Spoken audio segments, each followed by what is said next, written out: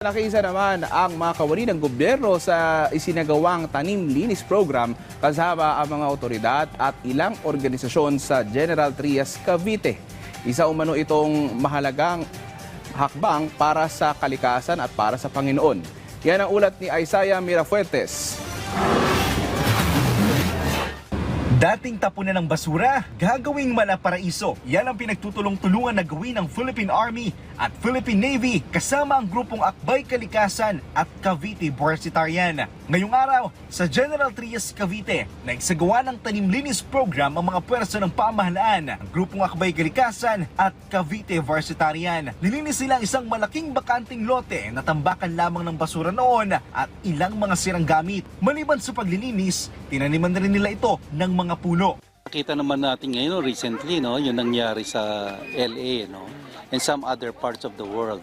Alam mo, nag-ugat po yan sa tamang pangangalaga sa kalikasan. So, ayaw natin umabot sa ganyang estado ang Pilipinas. Alam natin na mayaman ang Pilipinas sa kalupaan, sa natural resources. So, pangalagaan natin ito. Ang mga puwersa ng gobyerno ay hindi nagpahuli sa kabila ng kanilang malaking gampanin para sa seguridad ng bayan. Nakaisa sila sa paglilinis, pagtatanim at pagbuo ng isang bagong at maliwalas na komunidad. Ang Philippine Navy ay sumasali sa mga ganitong initiative ng ating NGO kasi naniniwala kami na hindi lang sa borders natin ang kailangan namin i-defend. Diba?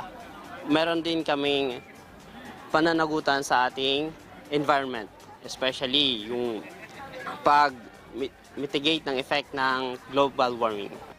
Naniniwala sila na malaki ang gampanin ng kalikasan sa buhay ng tao at ito rin ay regalo ng Panginoon para sa ating mga tao. Kalikasan kasi, yan din yung pinaka-suporta natin para mabuhay. Kasi without nature, wala tayong maayos na hangin na malalanghap. So, parte ng hindi lang ng pagiging reservist, dapat bawat tao meron tayong ambag na makatulong sa pag-preserve ng ating kalikasan.